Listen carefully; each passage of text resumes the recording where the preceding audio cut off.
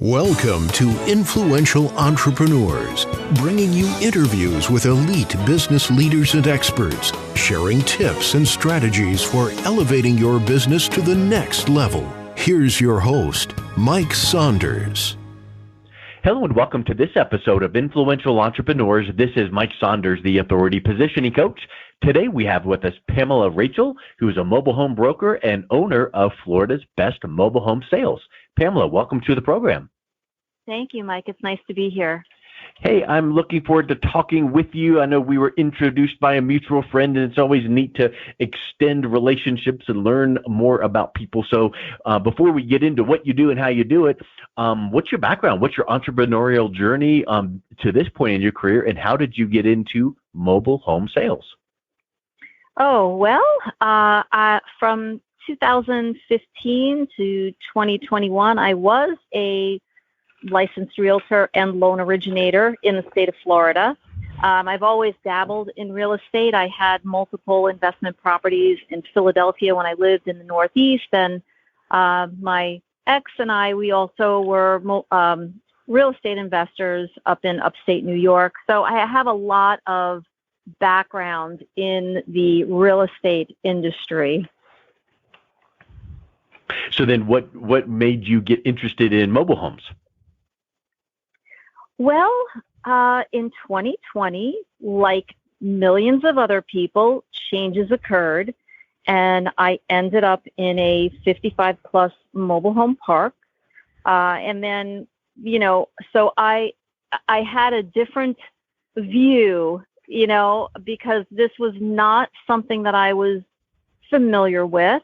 And most realtors, including myself, are pretty clueless about mobile home sales, because in our education, we got little to none about mobile homes. And I hate to say it, but most realtors aren't even interested in looking into mobile home sales because they're much lower priced, depending on the market.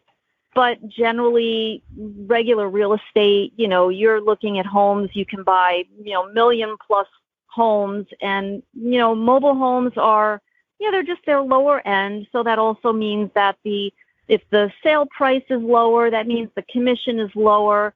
So it was nothing that I was really that familiar with, because again, it's a different animal than real estate. Sure. So what's the difference between being a real estate agent, a licensed realtor, and a mobile home broker? Because you said you used to be. Did you have to give that license up so that you could then deal with mobile homes? No, there are realtors who also have a mobile home broker's designation, and they're two separate entities.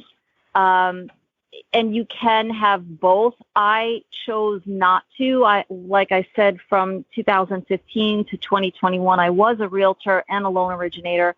But because of the changes in my life and my newfound interest in mobile homes, I let my licenses go, and my primary focus now is just mobile homes.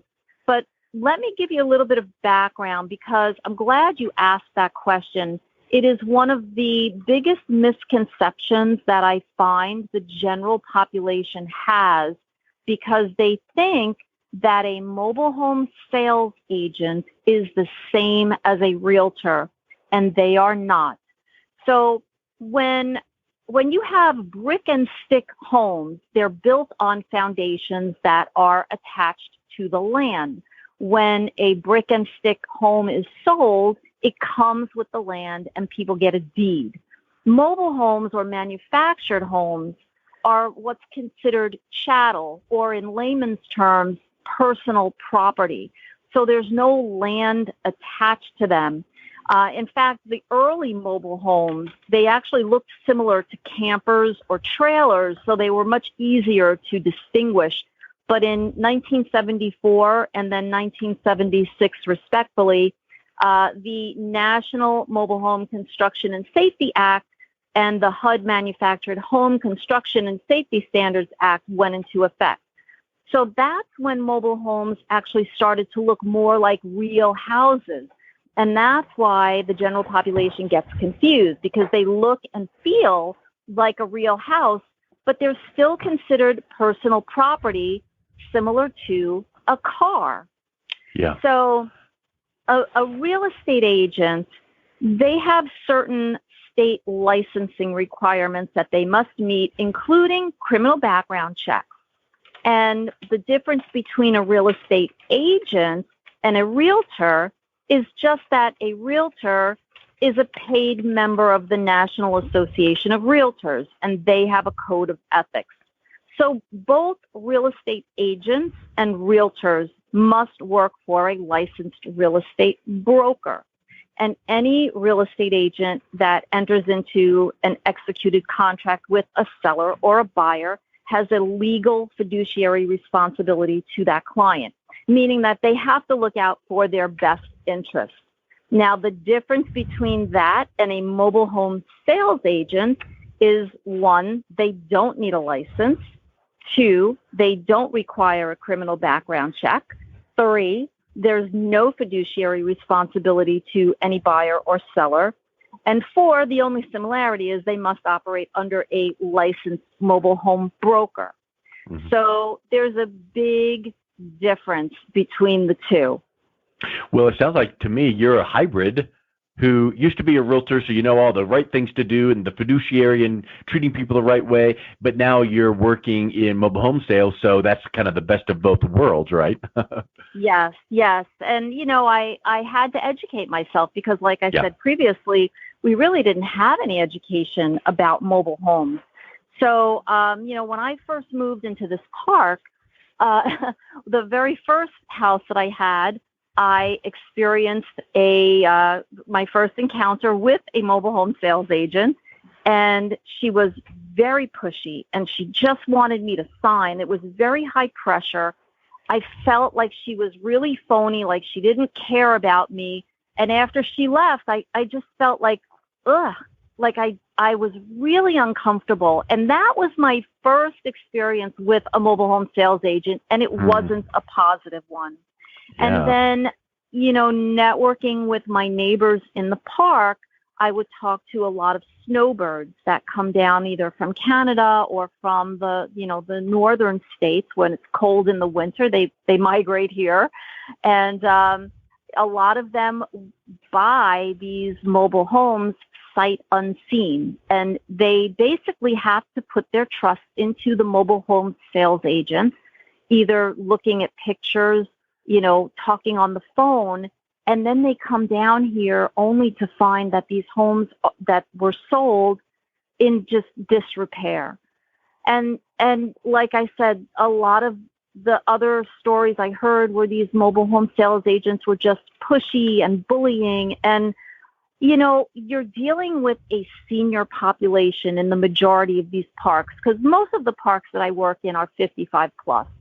Mm-hmm. And I have a very soft spot in my heart for our senior population because my father was 60 when I was born. So I grew up with senior citizens, and I love that population. And decades ago, when I was in the dental industry, I worked with a lot of senior populations in nursing homes. So I love this population. And honestly, the stories that I heard of how they got taken advantage of just really made my blood boil. So I thought, okay, well, I can just be angry about it and do nothing, or why don't I get involved and try to make a change? So that's when I became a mobile home sales agent. So I joined with a company, and I joined because I liked the manager. And then unfortunately, a month after I got into the company, into the brokerage, she left. Of course. So then I was kind of stuck with the people that were left. And again, it was all a learning experience, and there was just a lot of unscrupulous business practices that I saw. And the more I learned about the people, I found out that I was working with a lot of ex-cons. And I thought, this is not where I want to be. I was uncomfortable with it. I didn't like how they were treating people. I didn't like how they were treating me. I had one house in particular a couple of months ago that was just sold out from under my clients. They were waiting to get a park approval, and another agent came in and just sold it right out from under them. And I just, if that was a realtor, that could not happen. But in this industry, it does. And so, I wanted to make a change. I wanted to separate myself. And now here I am with my own mobile home broker's license. I spent 10 years in the mortgage lending industry back in the late 90s and up to about 2010. So I would run into manufactured homes. So what's the difference between a mobile home and a manufactured home? Pretty much what I had mentioned before. Anything before 1974 was considered a mobile home because you clearly saw the hitch and the wheels, and a mobile home was not anchored to the ground. But the name stuck. So today, after the 1976 Act, it's basically the name is interchangeable because most of those old original mobile homes, they're kind of, I guess, in the junkyard at this point. They're pretty old. But so the name really is interchangeable. A mobile home, a manufactured home, they're both types of homes are built off-site in a manufacturing plant, and then they are delivered to either the park, or if you own your own land and it's all set up with a well and septic and electric, you can have it delivered to that as well. But they're pretty much the same. The only difference is like a modular home. That's different because that can be put on a foundation on land. So then that becomes real estate. So that's different. So we don't sell modular homes. We only sell the mobile and the manufactured homes. That could go into a park. So, it really is something when you were describing your experience. I hear that so many times, like on, Shark Tank, hey, how'd you come up with this wonderful product? Well, I needed this. I couldn't find it out there. And so I just created it. Well, in your situation, you had experienced someone that was not a, perfect representation of a salesperson. And so now you're like, okay, I didn't like this. So maybe now I know exactly how to treat my clients when they're coming in to look at mobile homes. And I think that's something really extra that people need to realize. What would set you apart is authenticity, transparency, honesty, doing the right thing, all the things that you would get, that you would want to have, but typically in the industry might not be present all the time. Exactly. And I want to set the bar higher in the industry, and my company is set apart because it's founded on integrity and basically just doing the right thing. Myself and my agents, we're going to tell people what they need to hear, not what they want to hear, because a lot of agents will say, oh, you want $100,000 for your house? Sure, I'll list it. And then it just sits there on the market because it's not worth it. So, in fact, I passed on a $55,000 listing just this past week because I went there, took the pictures, and I found that all the floors were soft and there were all kinds of water stains on the ceiling throughout the property. And I went back to the seller. I said, I can't put my name on this. I said, this would sell maybe for $20,000 because it really is a rehabber. It's not worth $55,000. So that's the kind of thing. I mean, sure, of course I want to make money, but I don't want to make money at the expense of someone else. I don't ever want to be accused of taking advantage of someone that just didn't know. And there will be an agent that will take that and will sell it sight unseen for, probably close to that, but it's not going to be me. And I'm going to train my agents also not to work that way because, again, they're going to be representing my company. And I'm really hoping that the agents that come on board with me are so well compensated that they really want to just continue doing the right thing. I am actually going to require criminal background checks for my agents. And, I feel that that's going to give not only my business, but my individual agents. I feel it's going to give them a lot more credibility when they go out and talk to people, and it's going to increase the trust factor with clients. And I'm going to give them training and tools and do marketing. And I'm setting up different tiers of commission. The standard commission in the industry is 50-50. And my plan is they start out at 50-50, and they have the opportunity based on key performance indicators to advance to 60-40, 70-30, and then the top tier would be 80-20. And, I want to give my agents incentive to want to work and also to improve themselves, improve their skills and set themselves up for success. Yes. So, yeah. Well, I think one thing you're doing there is you're going above and beyond what is required. You're not required to do this, but you're doing it extra. And when you mention that and show that to your clients you're working with, that really sets you head and shoulders above the rest. Absolutely. And because the majority of these homes are older, I'm also going to be providing a 1-year home warranty to all my buyers, which covers the 4 major systems, the hot water heater, plumbing, electric, and the AC.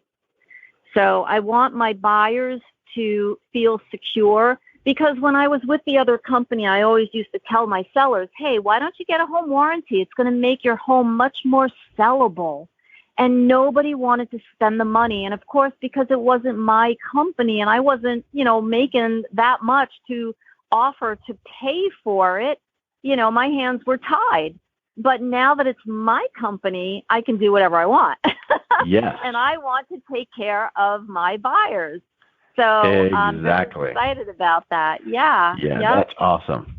So do you find that your buyers are typically people in transition? Maybe they're staying in a mobile home for a period of time until they get to the next spot? Or is this the type of home that they're planning on living in for the next 5 to 10 years?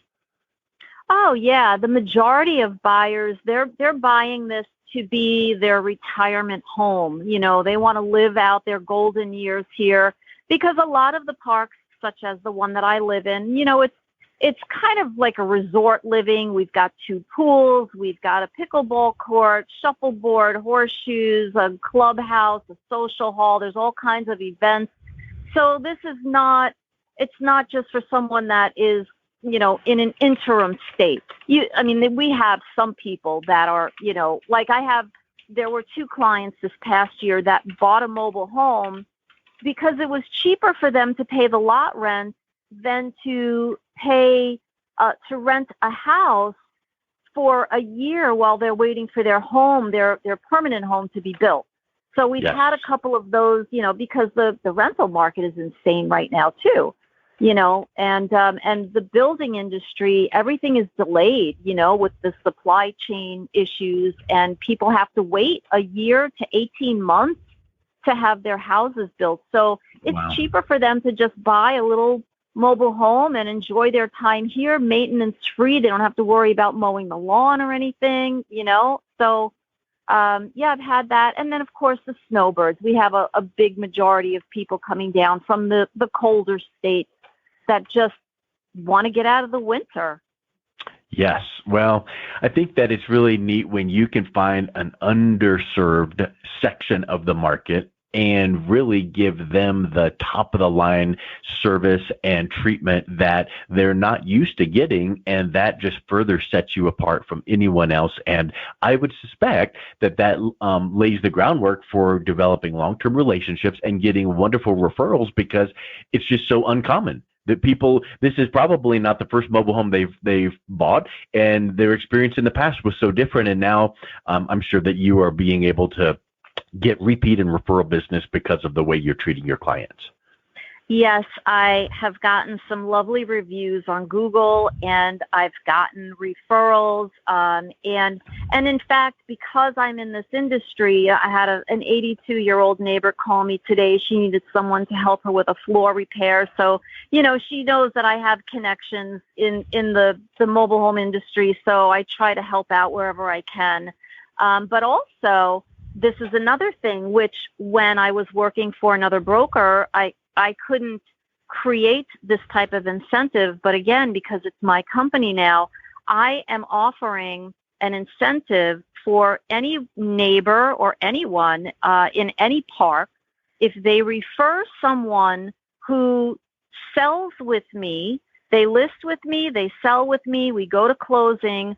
A week after closing, as a thank you to that person for the referral, I will be giving them a $500 check. Wow. Excellent. That is wonderful, and that's a great opportunity for people to come and join your team, as well as an opportunity for clients to work with you, knowing that they're going to get 5-star treatment. So, Pamela, it's such a great time talking with you, and I really love your approach to business. If someone is interested in reaching out and connecting with you, what's the best way that they can learn more and find out how you can help them? Well, they can either call or text me. My number is area code 352-216-4533, or they can visit my website, which is www.floridasbestmobilehomesales.com. And that is currently being updated. It is kind of a work in progress since this is still kind of new, but it is live, so people can still go there and get some information if they need to. Excellent. Well, thank you so much for coming on today. It was a real pleasure talking with you. Thank you so much for having me, Mike. I really appreciate your time. You've been listening to Influential Entrepreneurs with Mike Saunders. To learn more about the resources mentioned on today's show or listen to past episodes, visit www.influentialentrepreneursradio.com.